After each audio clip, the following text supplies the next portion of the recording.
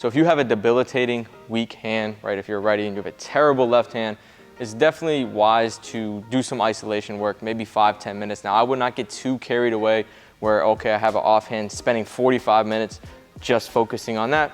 That's a whole nother topic. But in today's video, we're gonna cover 3 kind of ways that you guys can work on your offhand that's more efficient than the typical kind of things that you guys see, right? Just the stationary, just pounding here, doing the V dribbles and things like that. That's great if you're like 7, but as you guys get older, we got to find better, more productive ways to work on our weak hand. So in today's video, that's exactly what we're going to cover. So with that said, let's get right into it. All right, so the first way, more productive way that we can work on our offhand is with a dynamic movement series. Now notice I did not say a routine, because this is one way that I think a lot of people go wrong is they find a good routine, whether it's stationary or on the move, but then they keep doing it over and over again. Now this isn't as beneficial because with a routine, it becomes monotonous. It becomes second nature. And if we're trying to develop and strengthen and get something better, we're not gonna do so by just repeating the same easy thing over and over again. So I'm gonna show you guys a couple ways that we can work on our offhand on the move just because it's more realistic, right? We're not gonna stationary pound a ball in a game. Doesn't make sense, doesn't translate. So with this, it's gonna translate better, but with this, you can take some of these things, do them, advance them, get some inspiration from them, but don't necessarily create a routine that you do every single day. Constantly change it up and constantly make sure that you guys are being challenged. So with that said, first one that I might do is push-pull. So I'm just skipping, going to half court, and I'm pushing the ball, pulling the ball. So we're kind of working on our control, where I'm just skipping, again, push, pull all the way down. Maybe I'll go backwards too, where I'm doing the same thing, push, pull. You can do this a couple sets. Once you guys get really good at it, maybe it's time to move on. So the next kind of one that I like, kind of same thing, where we're skipping, but we're pushing, and then we're going through the leg as we move, right? So we're 1, 2, 1, 2, 1, 2. We get really good at that. Maybe we turn around, maybe we do the same thing backwards, right?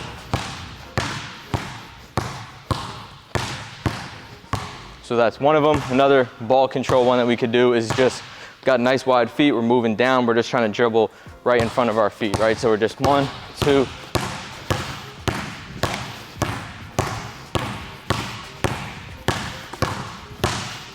And maybe we go same thing backwards, trying to really control the ball, place it right in front of our feet. Can progress that even more, where it's a 1, then through, 1, through, kind of similar to what we just did.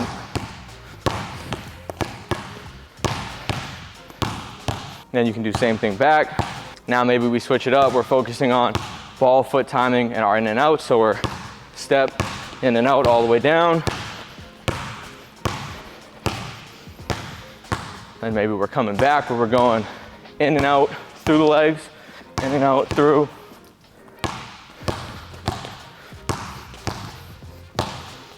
Right, so as you guys can see, we're starting to progress it. I'm messing up. That's gonna be a crucial part. If you're not messing up as you guys are doing this, you're not challenging yourselves enough. Next progression off of that, maybe we're in and out, through, wrap. Right, all with that weak hand. In and out, through, wrap. Again, as we get good at it, maybe speed it up. So overall, just trying to find more creative, effective ways to isolate that offhand while still making it a little more realistic than just your stationary pounds and your simple, boring stuff that you guys normally see. So the next part to working on our offhand, we'll get into some finishes. Now, typical stuff you'll see, okay, we're just working on Mikens, working on some simple reverses. That's great if that's challenging for you. But from there, we need to work on more game realistic stuff, right? People always ask me, how do I work on my offhand finishing? It's relatively simple, right? Do game-like finishes and do it in a way that's challenging, and then continue to progress so it's still challenging, right? So I'll give you 5 different game-like finishes that you guys can do, and then 5 ways you guys can make it more difficult, right? So first one, let's just say we have a same foot, same hand, left foot, left hand, whether it's a reverse or normal. The next one we might do is a inside hand with the left hand. Third finish, we might go extension. Fourth finish, we might go a stride stop with the left hand. And then the 5th one, maybe we're going show, reverse. We're going show, reverse here. So that's 5 typical finishes that you guys can work on. So you wanna work on your weak hand, spend 5 to 10 minutes doing game-like finishes in a challenging way. Now, how do we challenge it? First one, let's start from different spots, right? So maybe the first one, we're going all left foot, left hand, but instead of going from the same spot, we change our spot.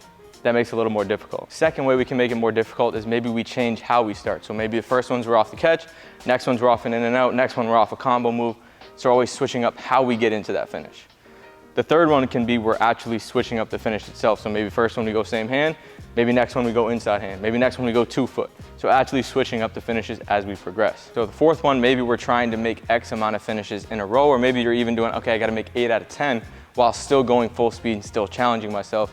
The fifth and final one you can't necessarily do by yourself, but it's just simply adding defense. So as you guys move down that ladder, as you guys continue to challenge yourself with those 5 finishes, you're going to get better at your offhand. Again, maybe 5, 10, 15, 20 minutes pushing yourselves, and that's plenty, right? We don't want to spend an hour a day working on your offhand because we're taking away from time that we could be working on stuff that's more valuable. But again, that's a whole nother point. We won't get into that today. So the third way, which I think is the most fun and enjoyable way, maybe you throw on a timer, 5, 10 minutes, throw on some music, and you're just going all left hand. So you're just being as creative as you want.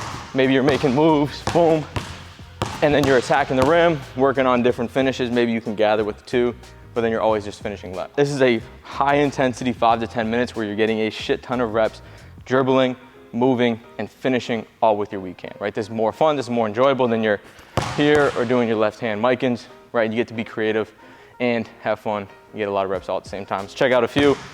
I'll do a few for you guys, see how I do.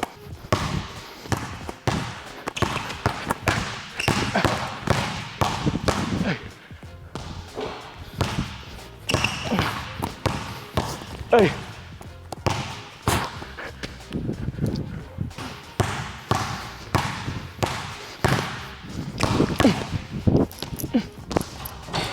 So that is today's 3 better ways to work on your offhand. If I missed something, if you guys think there's a better way, let me know in the comments below. As always, like, subscribe. We appreciate it. We'll see you guys in another video soon. Peace.